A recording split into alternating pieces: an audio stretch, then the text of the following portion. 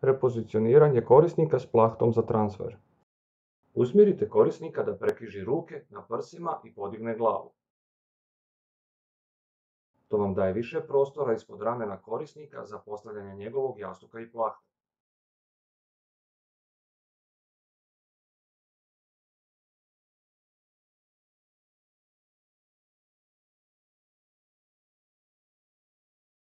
Zamolite korisnika da podigne noge kako bi postavili gumenu nekrižuću podlošku. Podignite donji dio kreveta. To korisniku olakšava guranje nogama i klizanje prema uzglavlju. Zamolite korisnika da savije koljena, podigne stražnicu, podigne glavu i gurne se na kraj kreveta.